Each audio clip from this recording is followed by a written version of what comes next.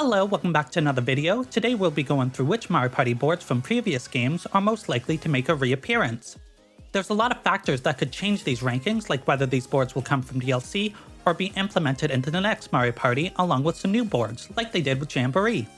Just to simplify things, I am ranking these boards as if there's not going to be any DLC for Jamboree, like there wasn't for any previous title, and the boards will join the next game along with some new boards.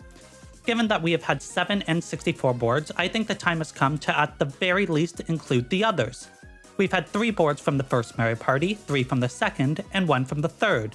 If they are going to add more boards from the N64 era, I would expect it to come from Mario Party 3, and likely would be based off themes they haven't used in the new boards they create for the game.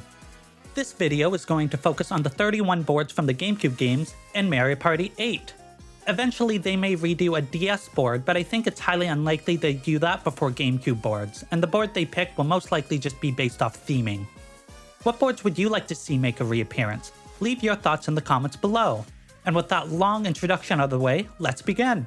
First, I'm going to talk about the boards that are almost certainly not going to be remade, at least in the next game. In 31st place, we have Pyramid Park from Mario Party 7.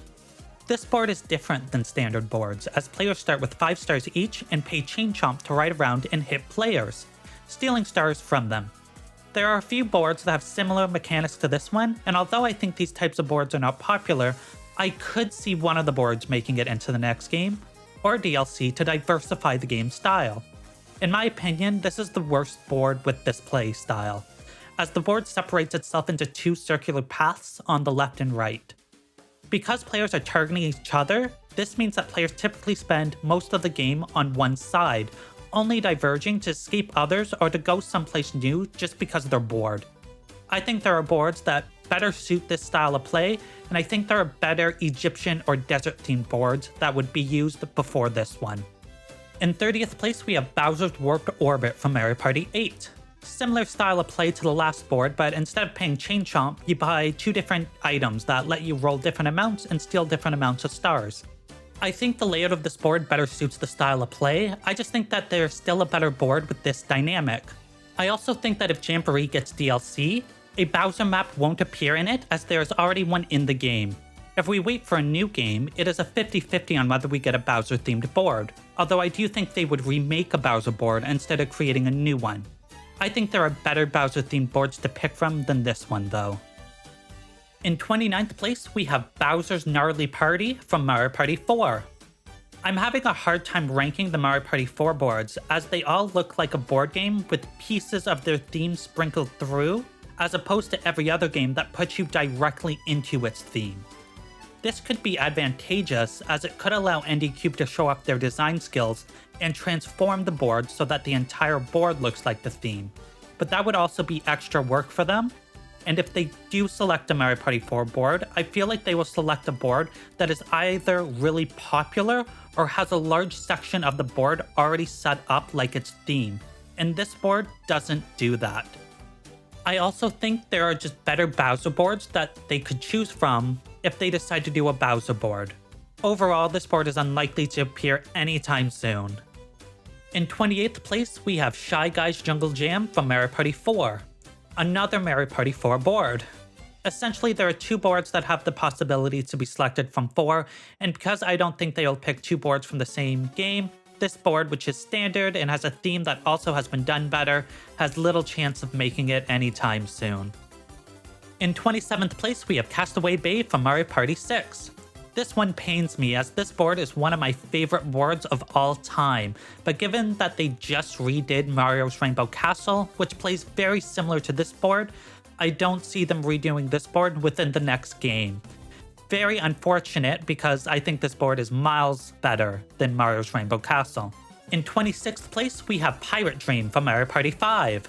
This is a weird board. I get there's pirate ships at the bottom, but other than that, the rest of the board feels more like Indiana Jones with the boulders. This board really does not look like the theme it is going for, other than the bottom of the board. I also just don't think this board is popular. I feel like this board would need a massive makeover, and given pirate themes typically involve water or beaches and ships, there are other boards like that would not require this much work to redo if they would even redo this kind of theme. I think pirate theme is too close to tropical themes, and NDCube really likes designing those types of boards, so I don't think they would remake this one and have it clash with another one. In 25th place, we have Koopa's Seaside Soiree from Mario Party 4.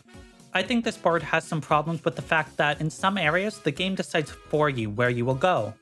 I also don't think this board is that popular, and again, this is more of a tropical themed board, which there's better boards with similar themes.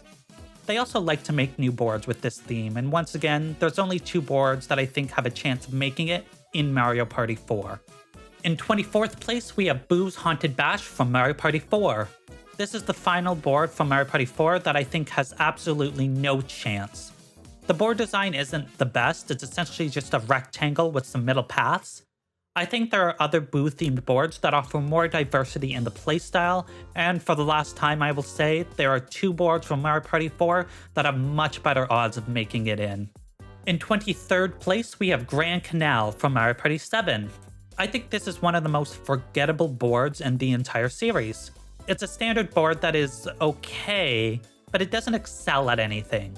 The theme is Venice, and it's a standard board, but there are better ones with similar themes and better Mario Party 7 boards to choose from.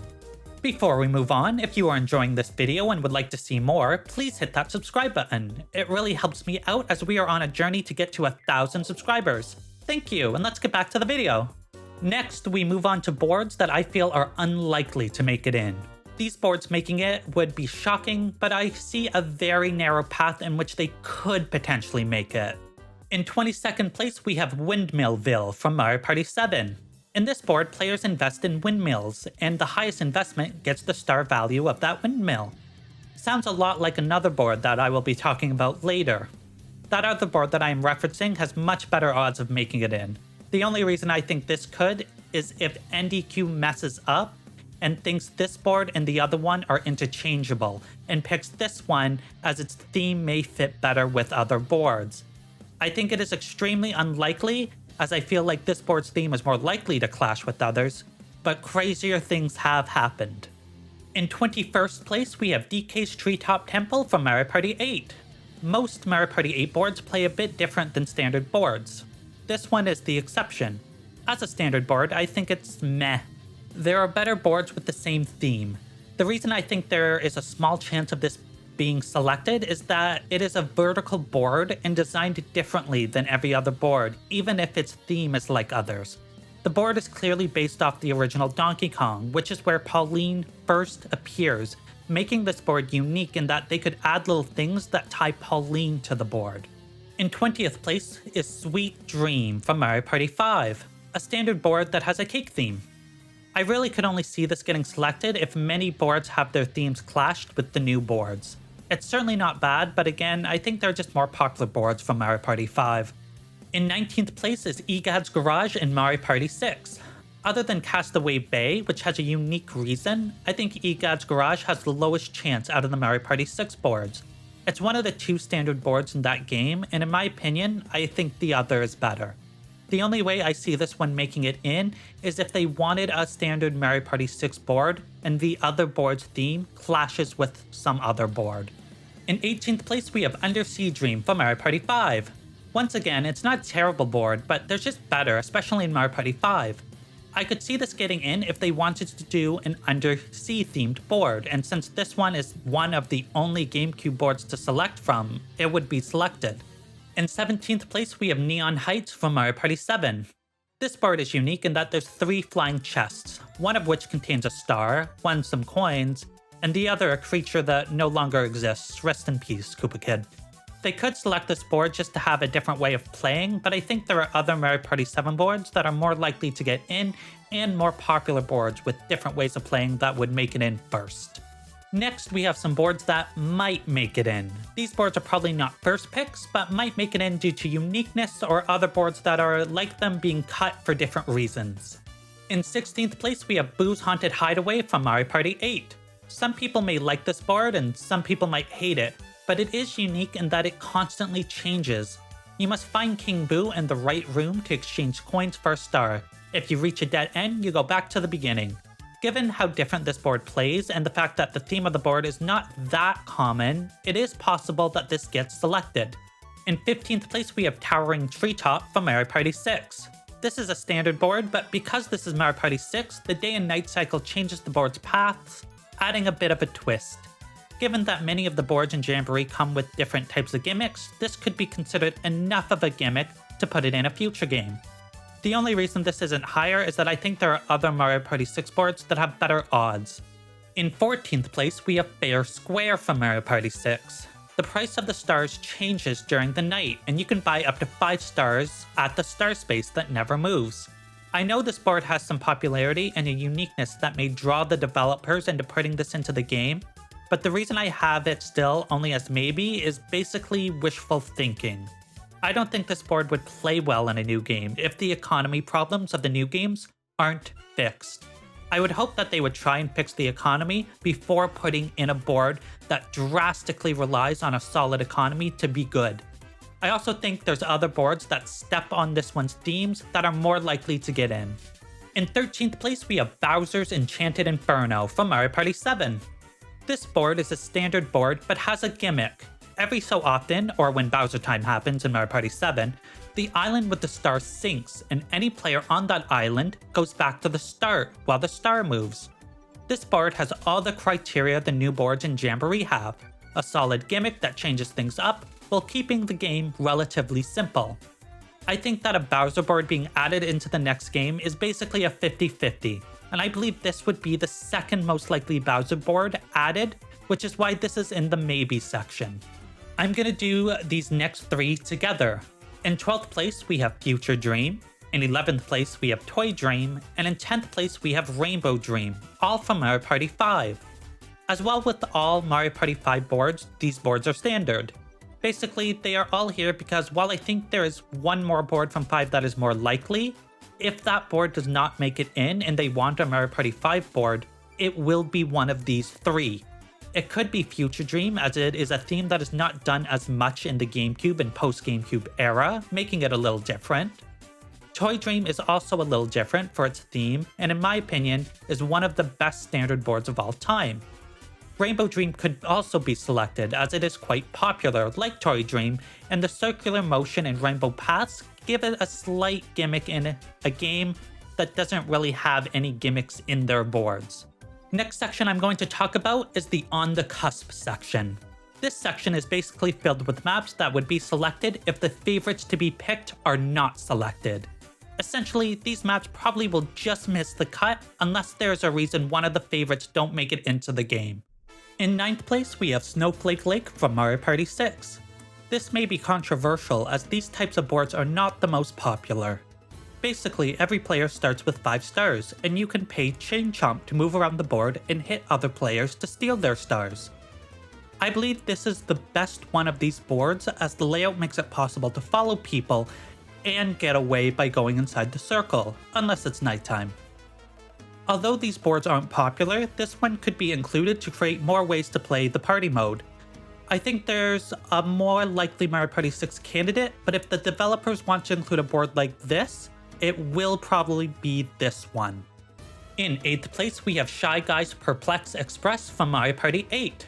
This is a standard mode with the cool gimmick of the carts being able to rearrange themselves if an action space is landed on, which is a pretty cool gimmick. The new Mario Party seems to like to showcase boards that have a range of gimmicks that are easy and hard. I believe this fits right in without overcomplicating the game. I'm going to talk about the next 2 together.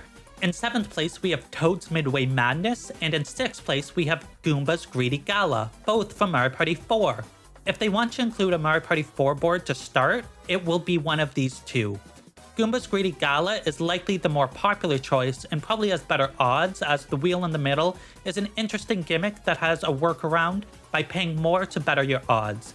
Either one, however, still has pretty good odds as the first Mario Party board to be added.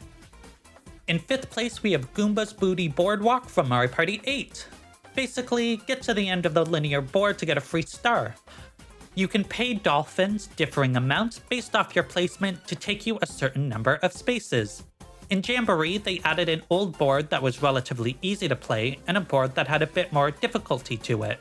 And I'm using the word difficulty quite loosely here. This board is extremely simple, and could be the equivalent to Mario's Rainbow Castle in the next game. I will say this does scare me a little, as the only challenge the original board had was being able to afford the dolphin rides or buy double and triple die. With its current economy troubles, they could make that challenge quite easy, which takes a relatively easy board and just makes it boring. In 4th place, we have Bowser Nightmare from Mario Party 5. I think this is the most likely Mario Party 5 board and Bowser board to make it in. It's a standard board, so it's easy to play, but it still can be brutal and has some quirks to it. If the developers decide to do Mario Party 4 and 5 first and leave the rest out, I think this would be the Mario Party 5 board if they wanted to do a Bowser map, but not create a new one like last time. In 3rd place, we have Clockwork Castle from Mario Party 6. In the day, players chase DK to pay for a star, but run away from Bowser in the night. If Bowser catches you, you lose a star. This board can be brutal and would register in the harder section of gimmicks. This board could also be doubled up as a Bowser board with a bit of a retheming, as the old theme features Mario Party 6's hosts.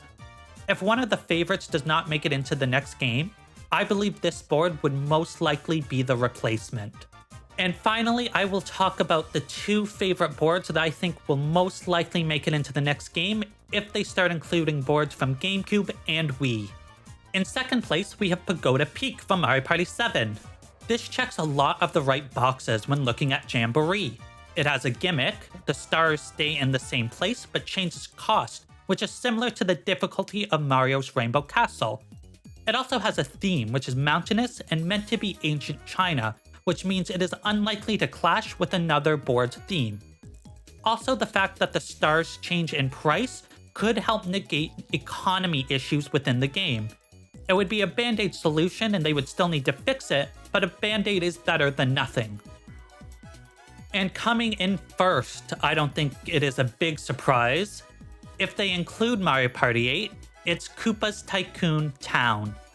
Basically, players invest in hotels, the highest investor gets the star for that hotel, and if a hotel reaches a certain number of coins, it goes up in value to 2 stars and then 3 stars. This board would naturally help with the economy problem, as it doesn't matter that much that it is easy to build up coins. It matters who can get the most and who invests better. This economy once again would still need to be fixed, but this board at least would not be as broken as the others if it is in a Jamboree-like economy. Minigames would matter. This board would be on the harder end of the boards, which would perfectly contrast it to Pagoda Peak, and a town theme is unique and would likely not clash with other boards' themes. The only thing stopping this board from making it is if they don't include Mario Party 8 boards, or if they don't want this type of board. Do you think they will? And that is my ranking of the most likely boards to return to Mario Party from the GameCube era and Mario Party 8. If you like this video and would like to see more Mario Party content, check out here where I rank the boards of Jamboree, or check out this video where I review Jamboree. Until next time, bye now!